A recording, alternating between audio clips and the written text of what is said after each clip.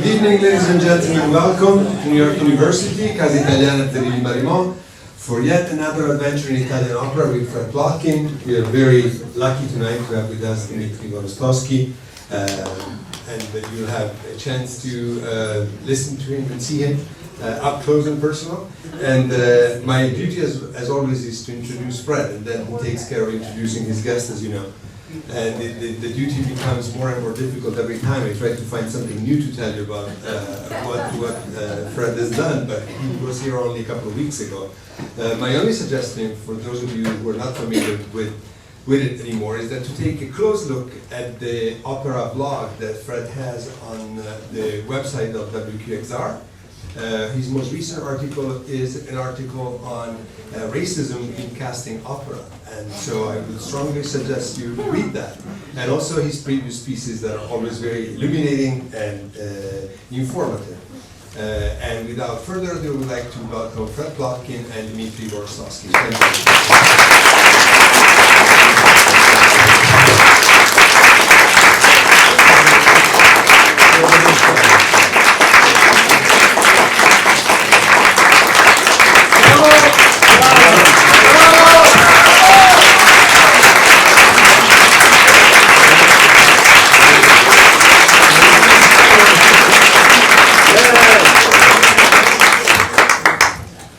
Well, I guess you know who he is, right?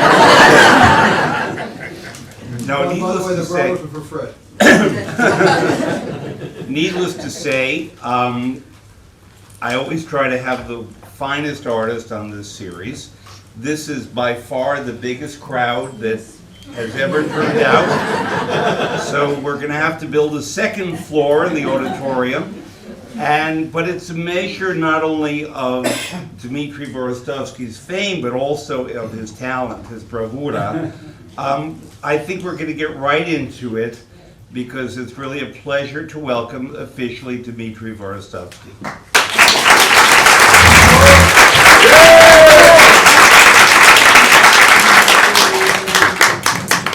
I just imagine double deck. Never seen anything like that. Good idea. Yeah, not bad. It's like a London bus. So water is arriving, just, you know. Yeah. Please. Right. A couple of biographical details. Namely, you were in a rock band once, I know that. Yes. When you were about 16. I feel very familiar. You were born in Krasnoyarsk, Siberia. And whenever I see it written about you, you are a Siberian rather than a Russian. Is there a difference? What does it mean? What does it mean to be a Siberian? I was born there. Okay. But I guess it's like, I say I'm a New Yorker who happens to be an American citizen. Do you have a particular identification with Siberia? Oh, yes. I should be very proud to be a Siberian. Each year, I put long tours across Russia. Most of the time, ending up somewhere far, as far as you probably know, far east of Russia. My hometown, that I recently did it in November, December tour in Russia. And my heart and soul, when I'm there, feels home somehow, although it's always restless. I'm never feeling as calm and content anywhere I go in the world. I'm restless. This is my cross that I'm carrying throughout my life. But in Siberia, I feel other people that they kind of about the same tune that I am tuned on, and same energy. For instance, we are Siberians, we are very distant. When people talk to each other, southern people talk very close. That's why I always keep distance with each other. So when I talk to other Siberians, we feel comfortable, no one comes too close, no one goes too far away. And it starts from there. But what else? They're honest, they're direct, they're strong people, they talk less, they do much. That's what it says about Siberia. But of course, you know, throughout my life that I've spent, probably 20 years, 25 years, about 25 years that I've spent living in Siberia since I was born. Then I took off. And I've been living everywhere else. And, you know, sometimes I find that I feel more foreign in my own country than anywhere else, like United States or UK, London, where I live, I'm based, or other countries in Europe.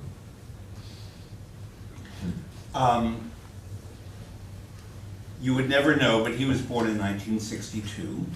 And the only reason I mention this is to give you a sense of chronology. If you think about Russia, Soviet Union in 1962 and world politics, and compare the dates to what happened in the world, in a way, your reaching maturity came at the time when perestroika enabled people from the Soviet Union to begin to travel and perform more freely in the West.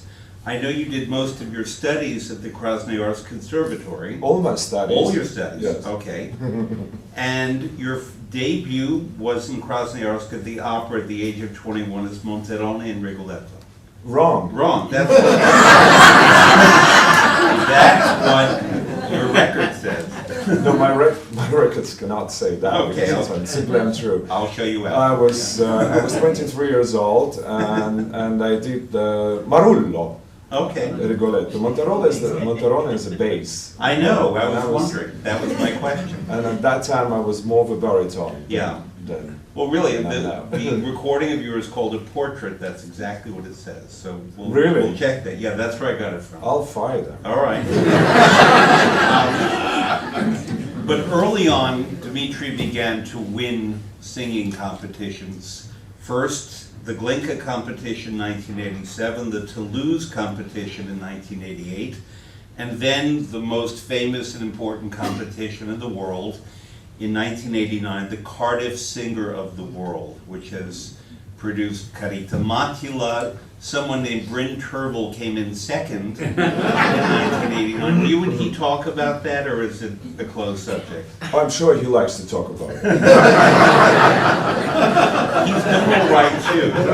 Has he? Yeah, he's managed. He's generous. But he's singing Wagner now, so. We never clashed into the repertoire, Now I know that.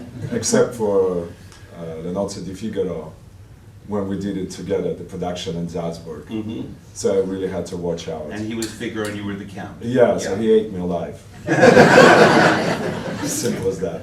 What I would like to do, and if Gina, if you could set up number one, I found video from the Cardiff competition from 1989, and you will hear Dmitri sing Eri Tu from Verdi's Un Ballo in Moscow, if you please. You want to watch? Do I not watch? Yes, it's coming.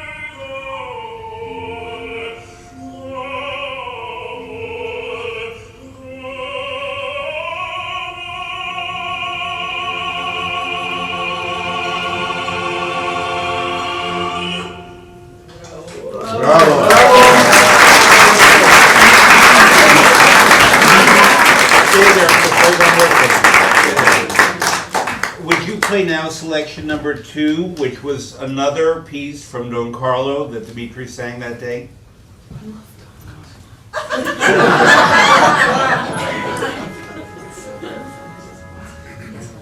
Lights off, please. Lights off, please.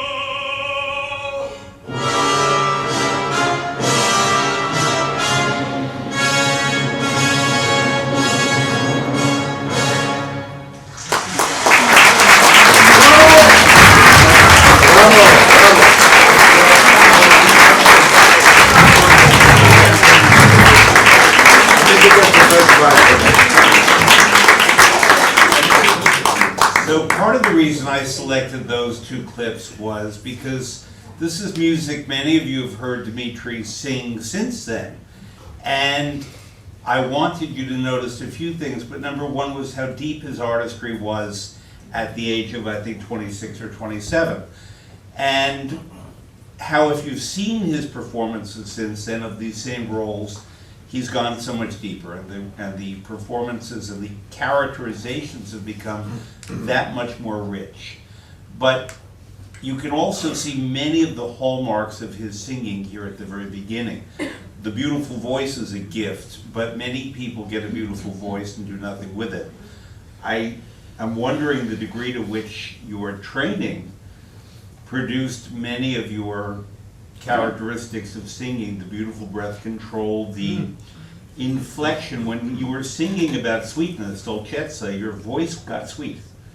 And when you were evoking other emotions, your voice reflected the emotions that you were singing about. That's what we call a Russian singing school. Now, I've been holding Russia for my next few questions, but I'm going to get right into it now. But I want to first ask you about breathing and breath control, because most people I know who know opera and love opera say that the two singers with the best control of the business are you and Montserrat Caballé. Piero Capuccilli. And Piero Capuccilli, you're right. Oh, yes. You're right. Yeah. You are absolutely right as well. But did someone teach that to you? And if Breathing? she did, breathing, Yeah, I just started early. In the age of 16, 17, I already began singing seriously. I was at the chorus conductor school college, and we were obliged to sing in the chorus for 2 hours a day, like 4 times a week. In addition to that, I've had once or twice a week the singing lessons with the singing teacher, which didn't make me too happy, because having father as my role model and a singer, I mean an amateur, non-professional singer. At that time, he started with one crazy professor, a bass baritone himself, singing all his life, his career, opera career as a bass baritone. In the age of 83, he decided he'd become a tenor. And he had become a tenor with a voice, a huge bass baritone voice. He was hitting the high notes. In the morning, if I had a lesson with him in the morning, like 10, 11 o'clock in the morning, he would hardly kind of scrape into B flat, and at the end of the day, he would hit the C natural with a wobbling voice because of his age, but one healthy sound he produced. You could hear this voice in a very busy street, a couple of blocks away. I'm not exaggerating. It's one of the impressive voices. So anyone who came to study with him, I mean, talking of male singers, he would lead them as a tenor. Whether it's a bass baritone, the tenor, wherever, he will make him into a tenor. He will make up the high register, and the first thing he does with you come to him, he puts his hand to your crotch.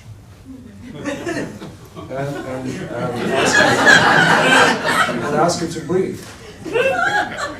So that's, it's a little shocking, but it kind of worked with me. On the second day, I've managed to sing the Celeste Aida. Kind of halfway, but halfway is it's a hell of a lot of B flats, isn't it? So I was I think 17. So I've studied with him for a couple of months, and then I've realized, oops, what am I doing here? I realized I was losing my voice, losing my timbre, so I left him. But this, obviously, what he managed to teach me throughout this little period of my life helped me out to understand how to sing the high register, yakuti. And ever since, technique or making a good sound was never my point or my goal. I always had to perform. I had to say something, whatever is written in music, whatever I feel. So I use my own voice, my technique, my other qualities that I have in me, is to describe what I'm singing about, just using my voice as an instrument. So this is why I Of course, I've changed my way of singing a lot of times, many times throughout my career. But I don't think I ever lost the way of performing, which I should be very proud of. Yes. Thank you. Now, some of you were here last time when I interviewed David Daniels, who was a countertenor who explained about breathing, and I wonder about the South Carolina school to make a countertenor. I wonder.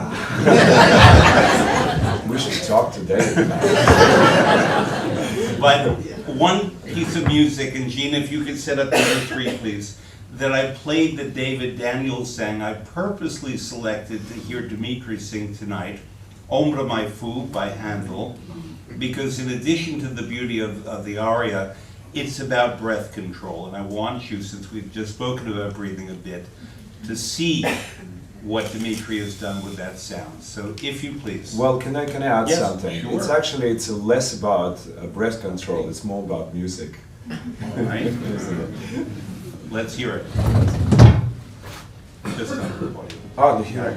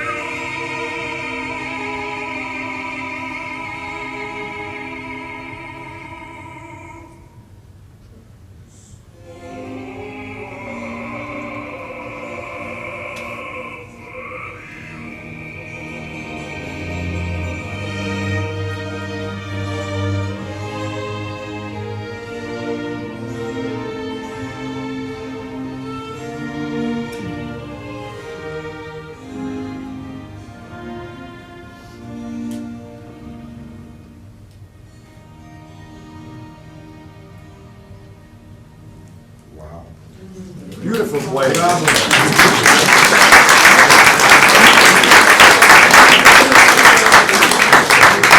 I remember coming to rehearse with Sir Neville Mariner to his house in London, rehearsing how to say Sir Neville, Sir Neville, Sir Neville, Sir Neville. Door opens. Hi. Sir, I don't know what I managed to say, but obviously it made him laugh and say, oh, all you have to do is to call me, hey you! That's how you singers should call us, conductors. But actually it's, you know, it was such a joyful recording in London. We had a wonderful time improvising and making music together with this wonderful group of musicians. Did you see the Met production of The Enchanted Island? I did. Would you think in about 25 years to play Neptune? No way. Just checking in case the Met wanted to know. Gina, would you please set up number 4? Yes. Again, music again. Music again. Well, let's talk. Well, we are going to talk. Well, what are we Okay. doing? I just asked her to set it up. Okay. No, what I want to talk to you now about is something that you've been speaking about. As a Russian, and some of you may know that although I'm Italian by osmosis, by heritage I'm Russian, and many Italians I've met have said, you think we're soulful, you should talk to the Russians. It's a different level of soulfulness, and you used right away the term heart and soul when you were talking about Siberia. True. And what I'm about to ask is really a serious question, though it may not sound that way. Do you as a Russian, or do you personally envision your soul being in you somewhere? No. No. Where would you find it? I'm just serious. What is Russian soul? Oh, please. I mean, I wanted you to talk, but you know. I'll tell you why I asked this question. I'll tell you why I asked the question. It's because right now in London there's an exhibition about Leonardo da Vinci. And I think if I were to ask a lot of you where the soul is, you'd say it's somewhere here, right? Am I mistaken? No. Where is it? I would say it's in Bensonhurst. It's in Benson. No. In your body, if you were identified, and we're speaking metaphorically, where the soul might be, is it often near the heart? Yes. Okay. It's in the lower. Okay. It's right here. Yeah. That's really my point, and I always assumed that. Da Vinci drew a drawing of where the soul is in the body, and I was very surprised. It was sort of in the brain near the eyes. And in his conception of the soul, it was immediately attached to the brain. Whereas Dmitri and all of us use the terminology heart and soul. And when I hear singers, whether African American soul singers or opera singers or anyone, sing with soul, I always feel it comes from somewhere here, and that's really why I asked, yeah. I want to play briefly, it's only 3 minutes briefly, a Russian song called Tears, because when I listened to Dmitri sing it, this struck me as having a great element of Russian soul. So please play number 4.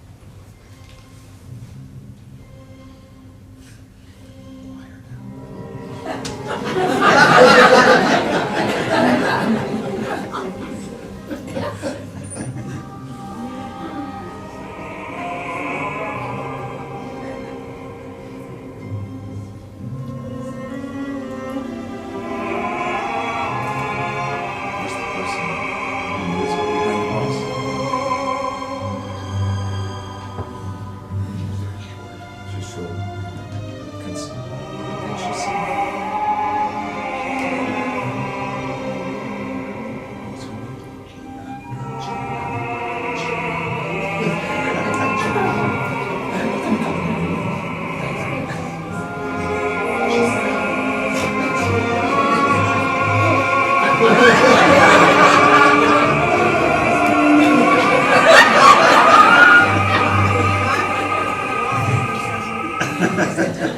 Oh, thank you, Gina. I can explain. It wasn't, kind of moonlighting for one of the documentary films about Second World War, written by a Polish composer, and I just, believe me, I could not recognize this music, and I just hardly recall that I did it. But it's definitely worth to see this documentary series about Second World War, especially for you Americans, because most of, as I've experienced that, most of you don't know what was going on in the eastern part of the world. That's it. Thank you, Gina. The reason I played it is because just purely on musical terms, I was very affected by it. Oh, I didn't know. And It's gorgeous. musically. And because there were no words, so I mistakenly said to Dmitri it's in Russian, but I felt it was being sung from a Russian soul rather than a lot of the Italian soul music that we're going to be covering tonight. But wherever it came from, and I had never heard it before, it was a pleasure to do a lot of research and listen to about Well, you must have 50 done hours research. of music.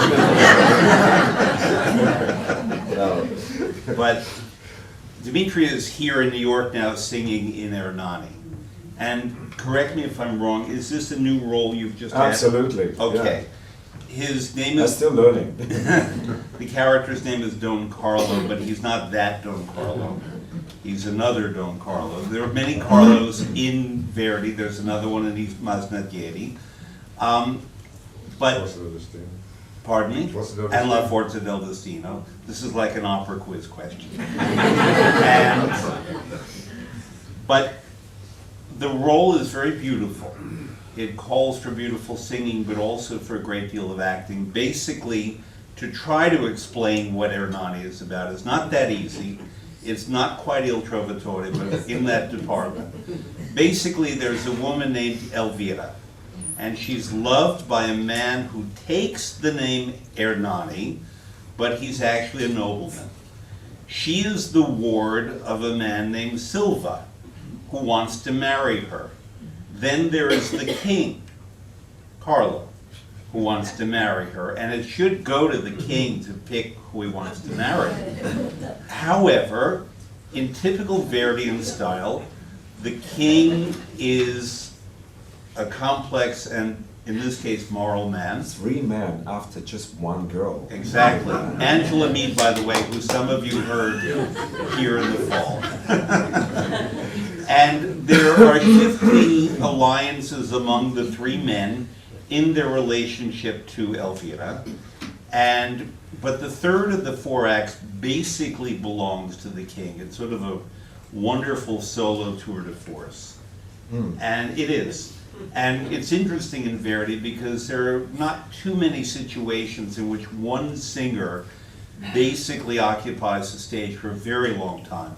Elizabeth and Don Carlo toward the end, but in general, there tend to be, and also Desdemona, but there tend to be more interactions among Verdian characters, and in this case, not. And therefore, it's a wonderful tour de force for baritone. Yeah. And I saw it last night, and if you don't have tickets, snap them up. There are 4 more, and the HD is on the 25th, but I want you to see it in the house. How did you prepare this role? Well, because of my busy schedule, I had to take every vacation with the pianist repetitor, and I'm just singing the hell out of it because it's a very high role. It's almost a tenor, so I think soon I'll be qualified to replace Placido in his record. While he's doing his own job. I mean, replacing all of us in that. I think he'll take on Don Carlo very soon. Posa, even, Rodrigo. No, well, not talking about Oh, this Don Carlo. the one, Yeah, this okay. one. Hernani Don Carlo. Hernani Don Okay. Carlo, yes. Yeah. But it's you know it's very healthy for you. I mean, in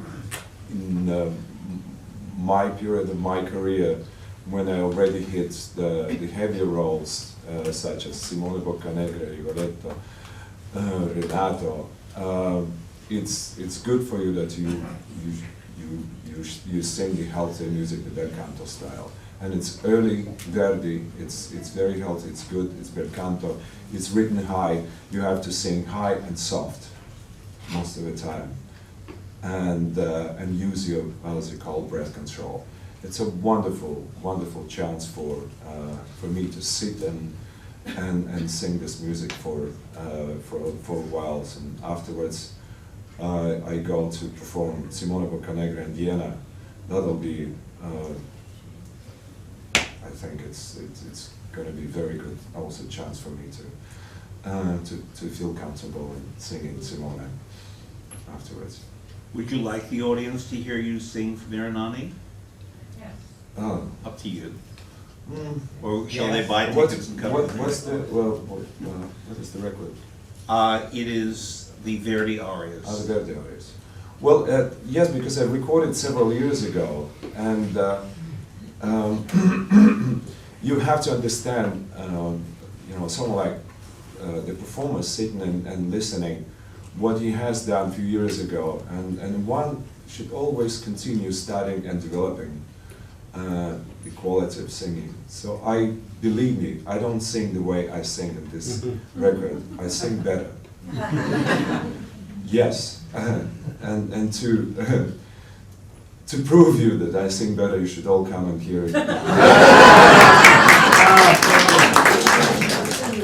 But we have no other choice. Yeah, let's listen. Well, we can if you'd like, but Gina, if you would please play number 5. It's audio.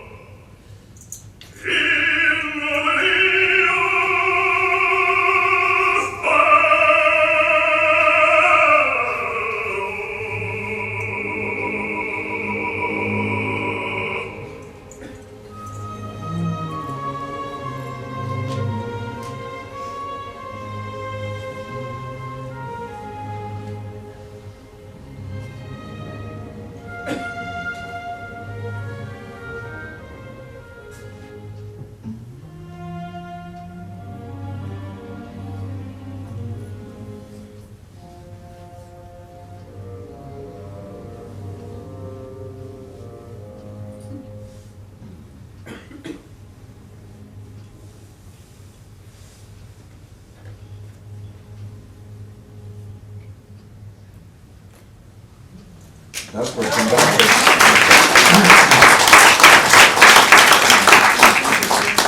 Conductors, most of the conductors tend to do with an ambitious singer who wants to throw the high notes, more the high notes, and more the high notes. Particularly in this opera, I've recently I just happened to listen one of the Met broadcast recording. I think it was back in 1970s with Franco Corelli and Martina Arroyo, and of course Cheryl Milnes and Bonaldo Gioiotti, wonderful bass. Oof. Beautiful. And of course Cheryl was throwing those high notes every possible moment, and I mean, it gets high and high, A natural, A flats, A Gs. I mean, it was like the singing competition in a way, and that's also is very much about this style. But nowadays conductors, most of conductors disagree with with it, and really begging you and ask you not to do it.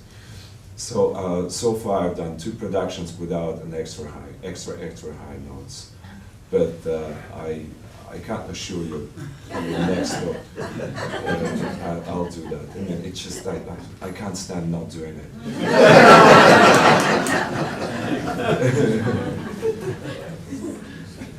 It raises the whole issue of so-called come scritto, as written, and there are conductors such as Riccardo Muti who insist on come scritto, and a lot of Verdi performance practice, as opposed to come scritto, has taken many of these operas and roles in different and often more exciting directions, also during Verdi's lifetime. Particularly in Verdi's lifetime. Yeah. And he had written like a basic structure where singers could improvise from, and particularly about Aria da Capo, they would do, even in this style of Hernani and in this style of Verdi operas, they would do, if it's Aria da Capo, they would do the second verse with the variations, and of course throw in the high notes. But you know, it's a long term argument with someone like Riccardo Muti, who I admire very much, but you know, he doesn't think it this way. James Levine once told me that he takes the view that whatever a composer's last statement on music, opera, whatever, is what he follows. So even if certain older practices may seem better, more authentic, whatever, he prefers to go by the composer's last statement or application of a particular style or notes. What is it about Verdi that obviously grabs you?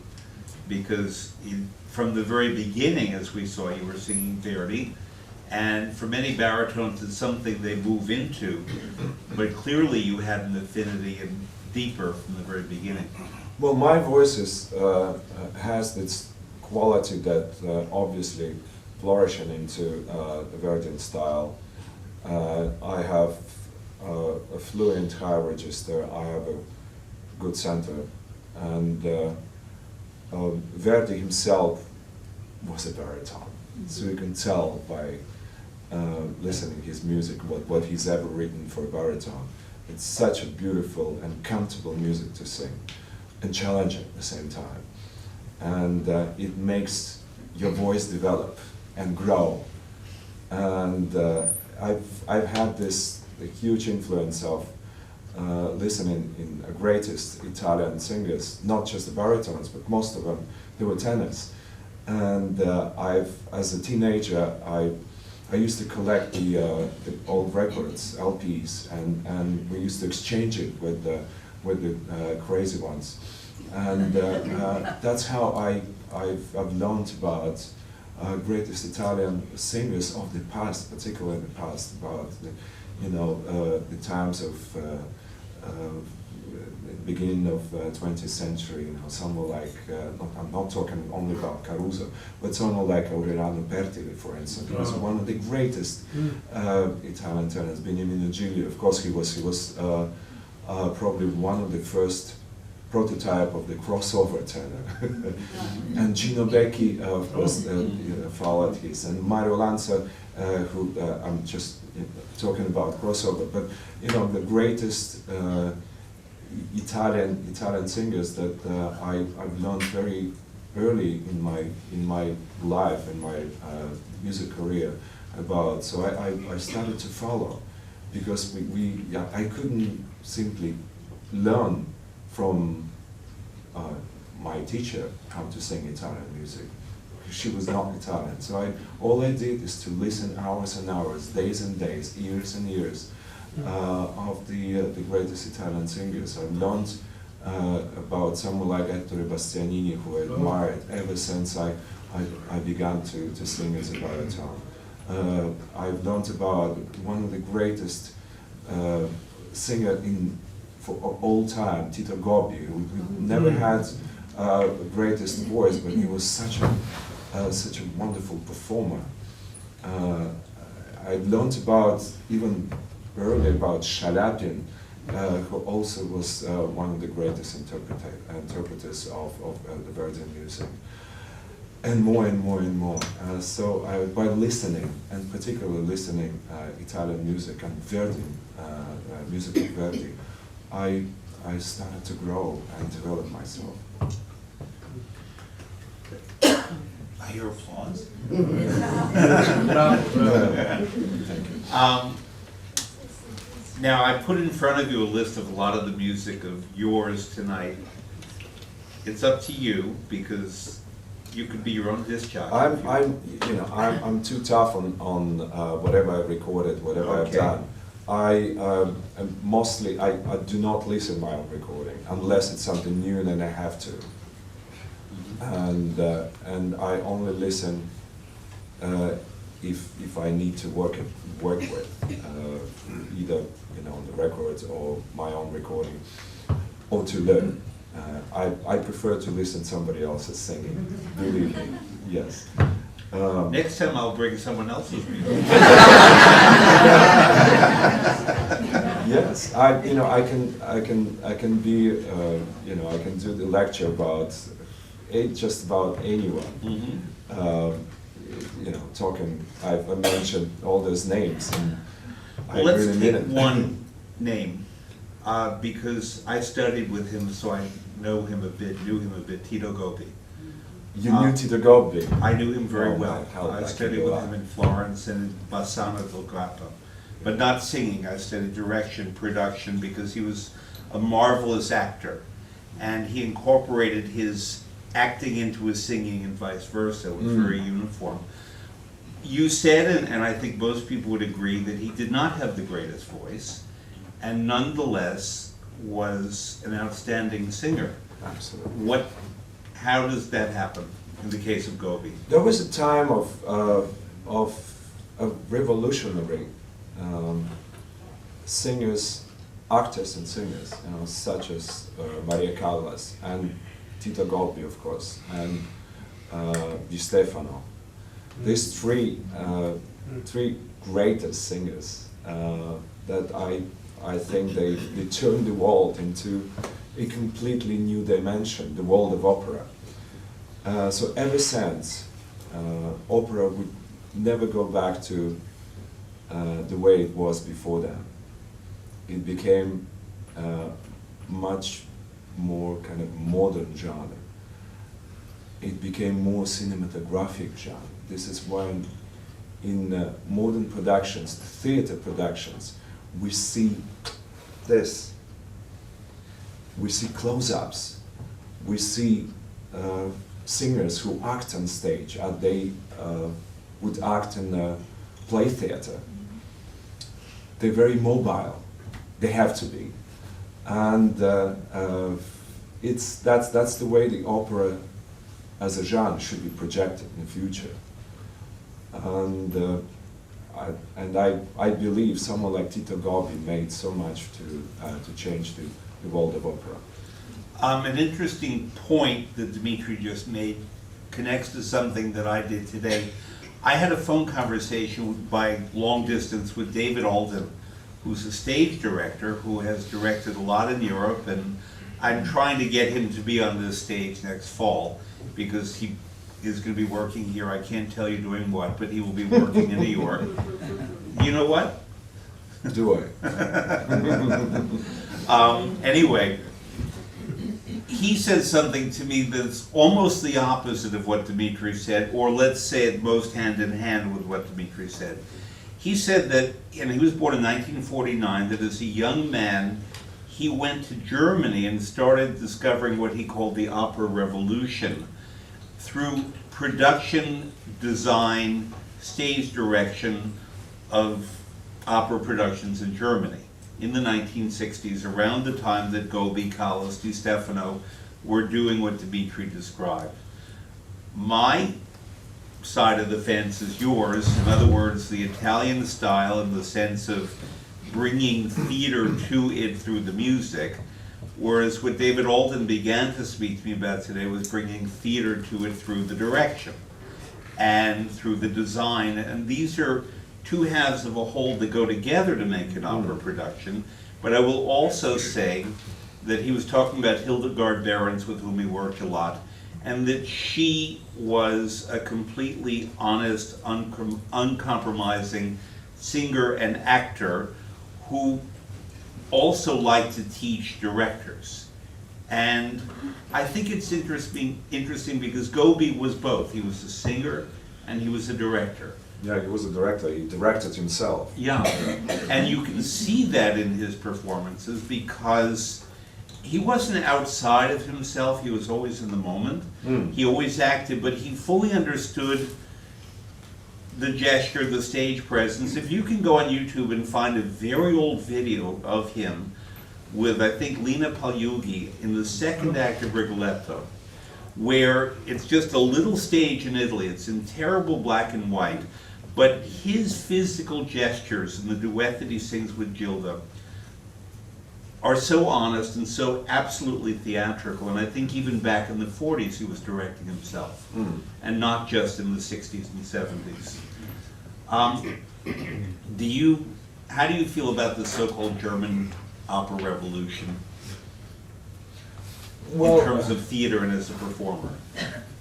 I think the revolution, the German type of revolution, has done a lot to the opera world, and so it's now taken on in the United States, hopefully in New York at the Met.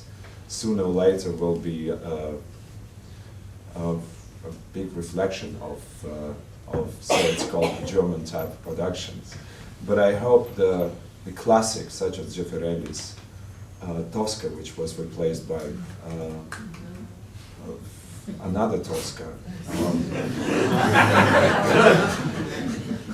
think Matt But he was has- French-Swiss, he wasn't German, the director of that. Luc Bondy I know, Yeah. and I worked with him, Yeah. and I adore him. Mhm. I think he is one of the greatest, believe me, one of the greatest stage directors, most spontaneous, virtuous, but you know, this wasn't his best shot. I'm sorry to say, but I think most of you would agree with me. Oh, sure. And someone like Zeffirelli's, this is classic. I mean, it must be kept forever in such grand theater as the Metropolitan Opera. And such performances as Aida should be kept forever, because that's what the opera is. But of course, one should always have a right to experiment, and so they do with the Ring cycle. And I love it. I love every production, every moment of this. And I think that's the opera. I love the production of The Nose, Shostakovich's The Nose. This is amazing. That's the future. And so it's, you know, whenever it involves a real talent and a good taste, it's always good, whether it's German or non-German. An interesting point about the Met's current Tosca is that it's a co-production with La Scala and with the Bavarian State Opera in Munich. And apparently there were no objections in either Milan or Munich to the production of the kind that came up here very vocally when it premiered here, perhaps because it was replacing the Zeffirelli Tosca and not whatever was in Milan or Munich before. That may be part of it. To further define what is this German opera revolution, because we're getting it like it or not, is that Germany, after World War II, many of their opera houses in Austria too were destroyed. And to pick up artistically, culturally, from the ashes of World War II, when you had that awful legacy of Nazism and hatred and everything that we know about, they began to interpret operas in different ways that were more spare, more essential, getting rid of, in the case of Wagner, some of the heavy Teutonic imagery, and trying to approach all operas in new ways. And with some success. Remember too that they rebuilt their opera houses after the war, and the Germans created all kinds of new technology to improve what a stage could do. Whether it's turntable, scenery that comes in and comes out, new approaches to lighting. This influenced then the Vienna State Opera that opened in 1955, and all the developments in terms of opera house production went into the creation of the Metropolitan Opera House, which opened in September of 1966. So that the Met, backstage, is really a product of all the trial and error that happened throughout Germany, Austria, the Czech Republic to some degree, to create a new style of opera house. So part of the reason that the Met is interested in doing some of these kind of productions is that they have the stage facilities to do that. Absolutely. Yeah. Now you happen to be, you made your debut at the Met in what is one of my very favorite of all the productions, Queen of Spades, by Elijah Moshinsky. I think it's as close to a perfect opera production as I've ever seen. I agree with you. Because it is not realistic in the traditional sense. The lighting is very unusual. There's something kind of supernatural about it. But the narrative, the storytelling of that production is just marvelous. And the original cast, this was October 26, 1995, had Kanata Mattila. For all the roles I've seen her do, my favorite of hers is Lisa. Ben Heppner's Yerman, Leonie Rieseneck in her last performances as the Countess. And I went on her last night because she was a huge favorite of mine. Once I was asked, how far would you go to see an opera? And I didn't know that the question meant how much money, how much whatever. I thought it was distance. And the furthest that I've ever gone to see an opera was from New York to Salzburg to see Leonie Riesenek's last ever performance. She had not made it known to the world that she was dying. I knew her well, and I did know that she was dying, and I wanted to be present as she played Clytemnestra in Salzburg with Hildegard Behrens as Electra. And do you have any memories of working with her at the... Absolutely. Yeah. And actually, I remember when she just came from the hospital when she was diagnosed to rehearsal. And it was heartbreaking. We all realized, but I realized that something happened to her, something like life-threatening. But she kept it inside. She never revealed what's happened and what's going on. But I could tell that this beautiful, decent, and greatest artist, this beautiful woman, was hurt. And I was just tearing, really. But she kept it inside. She never told us. And by the farewell performance that we had, you know, with all this, January, yeah. She cried, and I talked to her husband, and he told me what's happened. So, yeah. By a show of hands, who of you were lucky enough to see Leonie Riesenek perform live? Yeah, you from very close. Yes. Get as many videos as you can, just to understand what an artist this was. Whatever the repertoire, it just does not matter. One of my greatest nights at the Met, I remember the date, February 26, 1984. The Met had a gala for Leonie Riesenek. She was such a beloved artist. Now, I know you sang at Varela Frani's gala for her farewell, but this was not Riesenek's farewell. It was just that they felt that she was so beloved and had gone through so much that she deserved a gala. And at the end of the performance, she came to the edge of the stage and the audience rushed toward her, and she reached out for every hand. And for more than an hour, the audience stayed there and cheered her. And she came down and hugged each person in the audience, and deserved to. It was a phenomenal performance. So we don't see performers like that anymore, I think, because opera has changed in terms of the aesthetic and the audience. But you can see performer hugs. relationship. Hugs. I mean, it's a good hint. Next performance, I'm going to do that. Well, I have a suggestion for you, actually. Given that you're not on in Act 4, after singing Act 3, come into the audience while Fiducia Furlan... During everybody's killing each other. Right. Absolutely. And just hug. I have nothing else to do. I'm wondering if there are any questions from the audience. Don't tell me no. Yes, sir. When you're not singing for long periods of time, how do you keep your voice limber? How do you keep it? I am singing all the time. If I'm not singing, I'm practicing every day. After the performance, after the show, I take a day off. That's about it. Yeah.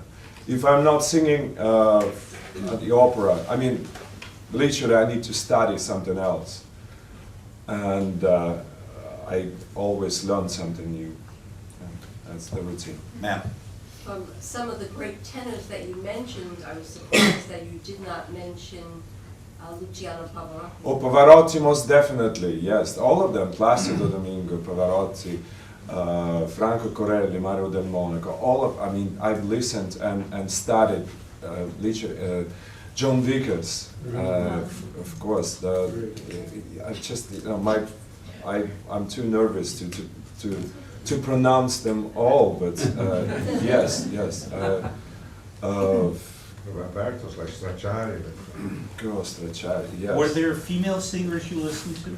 Yes, Carlos, Renata Tibaldi, yes. I've listened, you know, Irina Arkhipova, the greatest Russian mezzo-soprano, who's been my mentor for many years. She was present in that Cardiff competition. She made me come into this competition because I didn't want to go to Cardiff. I wanted to go to Barcelona because everyone went and the price was, you know, kind of. Or Helsinki. Helsinki was, I think, the largest chunk of money for the first prize, and I was hunting for the first prize because I knew I'm gonna win. And she said, no, you should come here, and because you have a package, you look well, you sing well, and da-di-da-di-da. So I listened to her, and ever since, she led me throughout my career, and she was like a cat, like a mother, you know, directing me with the bow. Amazing woman. But she, the older she got, the better she sang. That's the paradox. She had a shorter breath, but the sound itself was more perfect, more even, bright and correct, and her phrasing was absolutely amazing. And of course, you know, she was like a fish in this cow, but much less boring. Because she equally sang great into the opera music and the chamber music. That's what I studied with her all the time by listening to someone like her and many others. This is Irina Arkhipova. I don't know if you all heard the name. Irina Arkhipova. And she was, I guess, what was once termed the grand or great artist of the Soviet Union. Yes. In that terminology. And she that was remains used. the one. And she remains it. And she sang only very briefly and a couple of times at the Met as a very old woman. She played Filipina. Nyanya, yes, The granny Onegin's production. in Eugene Onegin. She was amazing. So, all the way in the back. She died. She died. Yeah. Sir. Speaking of the Eugene Onegin, it was the first HD film that I saw outside at the Met when they started doing that. And you and Renee looked like movie stars.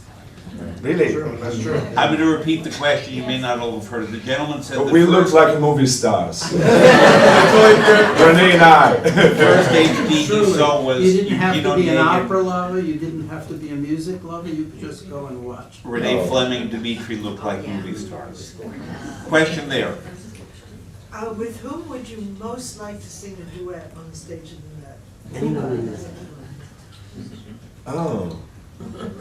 With Renee, with Anya Nitrepka.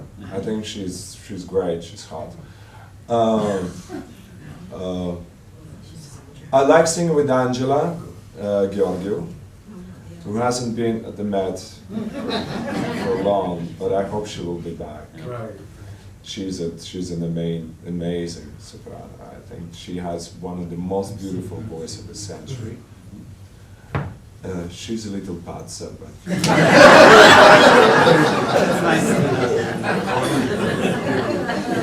Sir.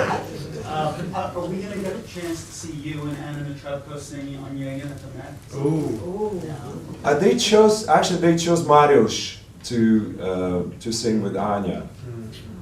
I'll have somebody else, but not Anya. But we're singing together in Vienna, and she's going to sing her first Tatiana with me. So I feel very proud. When's that? Next year, yes. All right, I'll see you there. Yeah. Back to Arkhipova. Your training was all during Soviet times. I wonder, obviously a lot has changed in Russia since then. Could you still get the same kind of vocal training that you got in the 70s and the 80s? Or has vocal training in Russia changed a lot since 1991? What do you want to hear? The truth? The truth. The only truth. I think my case is quite exceptional. I started with my teacher, who was she was a mezzo soprano herself, but she kind of knew almost nothing about the male technique. So everything that I've done myself by studying with records. But everything else that I could get from her, I did. She taught me how to perform. She's an amazing lady, one of the strongest and craziest personalities I ever seen in my life.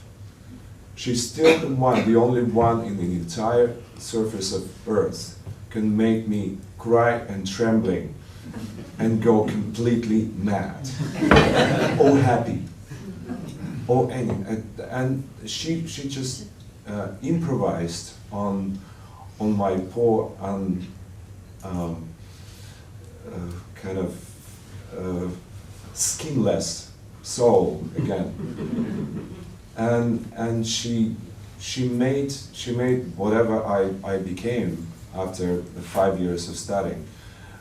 She was working with me like with a very soft piece of clay, and I've got a very good school, and particularly about performing. So anywhere I went after studying 5 years with her, I haven't been scared or nervous because I had to go through her toughest school in the world.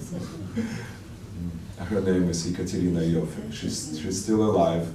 She's hitting her 90s. Yes. All the way in the back. Yes, you. Have you been approached to do any popular music or? I do popular music. I went to perform a couple of years ago in Radio City Music Hall, singing music of Igor Krutoy, who wrote 24 songs mostly in the style of the lounge and the Russian pop, etc. Some songs written in Russian, some songs in French and Italian, none in English, unfortunately. And I made a music video, and we had performed this music in various, I wouldn't say countries, but former Soviet countries, republics, and it's highly popular in Russia. Highly popular. Have you ever been asked to sing Emile Lebec in South Pacific? No. Would you consider it? Mm. No. Okay. Right here. I'm very interested in knowing how you keep in such incredible shape. Well, it's the constitution, and plus I work out. I'm very physically active. And you don't eat too much, is that it? Do I? Yes, I do eat quite a lot. Where they come from? To my muscles. I spend a lot of energy. And also singing. I mean, singing is such an active process. Sir. My lady and I, who's in the audience, still laugh about an incident where we had heard, I think it was your first Carnegie Hall recital, and we went backstage to greet you and expected to hear a very, very heavy Ruski accent, and we're listening to this fluent English. Oh, so I thank asked you. I said, where did you learn English? Right. And you snapped back to me, on the plane. So I said, this wise guy's gonna make it big. But I'm sure you know where the most of where exactly is the language to be learned? In bed. So how many languages do you speak?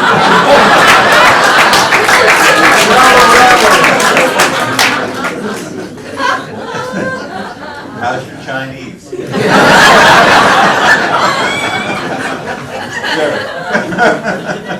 You and Seiji Ozawa have something in common. It's the hair. It's the hair. Said that you and Seiji Ozawa have something in common, it's the hair, and they drink tea. Yeah. When did you turn this extraordinary color? Oh, you could see. And, I was 26 and I was already salt and pepper. I was mesmerized by the voice. I didn't see it. Oh, you didn't? Oh. So when did you turn white?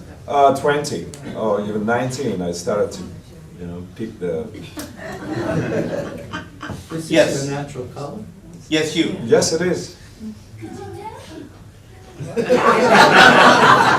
Okay. Okay. Back there. Yes. Could you tell us about 12 to 13. Any highlight or new repertory or new opera? What do you have coming up next season in the world? Oh, well, I have a new production of Ballo. Somewhere near. Ballo in Moscow. In New York. And along with Marcelo Alvarez and Carita Mattila. I'm singing next season. I'll be singing my first Iago in Otello. Oh, right. And hopefully, yes, I think it's in the schedule of the Met, either year 2014 or 15, that I'll be appearing here as Iago, production of Otello. Also, I'll be singing Rigoletto here at the Met. Oh, wow. Either 13 or 14. I'm very bad about dates. I'm sorry, I always messing up. And where is your first Iago going to be? Vienna, if not Venice. In terms of the non-musical aspects of a musical career, I'm talking about management, press, and that kind of stuff. Are there mistakes that you've made, or in the form of advice you would give to younger artists of pitfalls to avoid? Are there things you could look back on in terms of the backstage, the kitchen, if you will, of a career? Thank you. All the mistakes that first of all, all the steps that I've made in my career, they were entirely steps that I decided to make. I've listened to a lot of people, but I still always had a power and will to do my own, to make my own decisions. So all the people working with me got used to it. And every mistake that I made, they're all my own bloody mistakes. And I've learned from them the best. I mean, you must do the mistake, must make those mistakes and get out of it. That, you know, one mistake can teach you more than sometimes a lot of success that you achieve. Can you give us an example?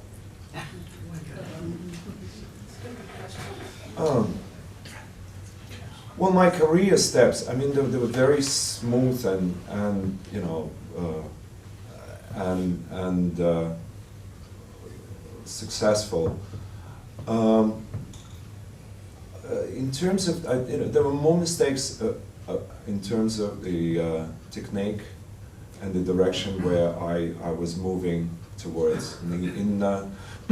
For instance, in the mid-90s, after a few years of my career, I decided to darken my voice, and I did it purposely for a few years.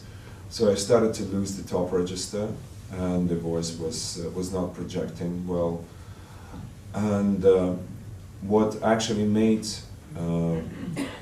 me coming back to my natural sound, and was the production at the Met, the Queen of Spades in 1995, that I had to sing and use my own voice and also my own native tongue, and it actually brought me back to my path. But it was so many steps that I had gone through, they were wrong. Such as choosing the wrong repertoire. I somehow out of blue I decided to do Belcore in That wasn't good work. I mean, that was lousy performance, and I particularly performing next to Roberto Alagna and Angela Gheorghiu. I was just in the good days. Terrible. I shouldn't have done it. And what else? I did so many Figaros throughout European cities, and particularly in Germany. I never done it here. Rossini, yes. Singing Mozart, I don't think it was a good choice for me at that time to sing Mozart because my voice was probably too soft, and that time I was again darkening myself too much, my voice too much. So it didn't do a good job for developing my voice the way it should be. So you're never gonna sing Giovanni? The Giovanni, I quit singing Giovanni in the year 2001, and I don't do it again. I don't do Mozart. It's just not really a piece of my tea, cup of tea. And so if I would ever do it again, I would do it in maybe a smaller theater, more European theater, or maybe later, when my voice will mature. Maybe on a movie. And also I did just another title, the Russian title I did in Zazbride of Rimsky-Korsakov. I did just one production in San Francisco. Wow, that was wrong. Would you think of the baritone role in Andreas Chenier? No. One day, no? No, I don't do Verismo. No I'm afraid Verismo of it. at all? No, not yet. Okay. Mm. So we have one last question right there. Okay, I have a question about Simon Boccanegra, which nobody has mentioned. It was wonderful last year. Thank you so much. Are you going to come back to New York and do that again? And would you I'd love to. please record If it they take on me, CD? I'd love to record it. This is my best role. This is my, it's like a Boris Godunov written for baritone. It's so, it's absolutely the most fulfilling role, dramatically and vocally and everything. And I was so happy that I've been able to do it in my favorite stage of the Metropolitan Opera with the greatest cast. And it's too bad that it wasn't filmed. It was too bad. But we'll try to, to get lucky next time. Letter writing campaign to the Metropolitan Opera. We want real baritones to sing some.